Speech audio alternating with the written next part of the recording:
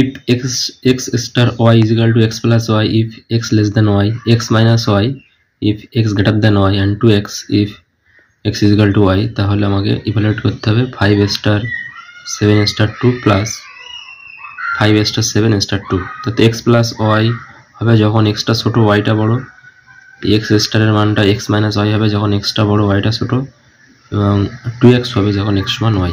তো এই মানটা আমরা কি ব্যবহার করব না 5 স্টার, এখানে যখন দেখব 7 স্টার 2, তখন আমাদের এটা আমাদের x, এটা আমাদের y, তাহলে আমার x টা বড় y টা ছোট, তাহলে আমরা এই মানটা নেব x মাইনাস y।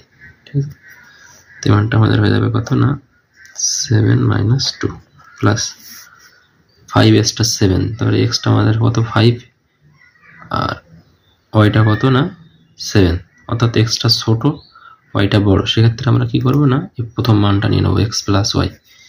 তাহলে 5 স্টার 7 এর মান হয়ে যাবে কত না 5 প্লাস 7 স্টার 2। তাহলে এটা হচ্ছে আমাদের 5 স্টার, এটা হিসাব করলে 5 হচ্ছে, 7 থেকে 2 বিয়োগ করলে প্লাস এটা আমাদের কত হচ্ছে 12 স্টার 2। এটাকে আমরা দেখতে পাচ্ছি 5 স্টার 5, অর্থাৎ x সমান সমান y, তাহলে কত হবে না 2x, তাহলে 2 ইন্টু x মানে কত না 5 প্লাস 12 স্টার 2, এটা দেখতে পাচ্ছি x টা 12 y টা কত 2, অর্থাৎ x বড় y ছোট, সেখানে আমাদের মান হবে x মাইনাস y, x মানে 12 y মানে 2, তাহলে হবে 12 মাইনাস 2। তাহলে এটা আমাদের হচ্ছে 10, আর এটা হিসাব করলে পাচ্ছি 10, তাহলে 10 এর 10 কত হবে না 20। ঠিক আছে।